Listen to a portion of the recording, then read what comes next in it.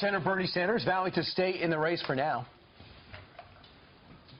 Next Tuesday, in a few days, here in Washington, you will be having the very last primary of the Democratic nominating process. It would be extraordinary if the people of Washington, our nation's capital, stood up and told the world that they are ready to lead this country into a political revolution. We'll see what happens. Bernie won't be staying for long, though, so what happens next? Let's talk to former Speaker of the House, former Republican presidential candidate 4 years ago, and a Fox News contributor, a fellow by the name of Newt Gingrich. Newt, good morning to you. Good morning. I don't think anybody was surprised that the President of the United States endorsed Hillary Clinton yesterday. Got a question for you, though.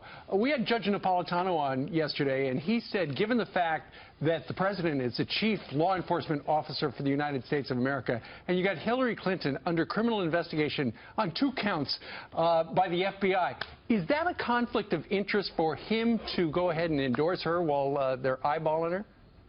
Well, you know, I thought it was very odd yesterday that about an hour after the president released his endorsement video, the press secretary of the president said it's actually a criminal investigation by the FBI. And I don't know if they've walked that back since then.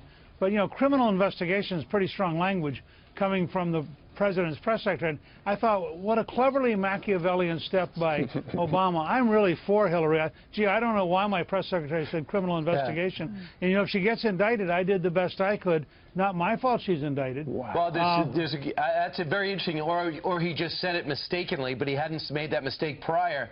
Newt, also 2 things emerged. Possibly contained in some of her emails the name of a CIA agent. We've been down that road before. Also, different drone strikes and targets in an email that was on her private server. How significant? Well, that's significant, but more significant this morning is a story which I think is ABC News, that Clinton, in effect, sold a seat on a nuclear weapons advisory group to a financier from Chicago who had no technical knowledge. He was appointed to a group which has some of the most sensitive secrets because it looks at questions like Pakistan, North Korea, Russia, and it's very clear that this was just pure corruption. This was cash for a seat on a board. The guy wanted something prestigious. She thought, what the heck, just because it has some of our biggest secrets, you know, I trust him, why don't you trust him? The story ABC has is pretty startling, and the internal memos of the State Department in response to this are amazing, in which all the professionals are saying, I don't know why he's on the board. I mean, he shouldn't be there. That is huge. This is why a lot of people they liked Bernie Sanders, and he hasn't dropped out yet.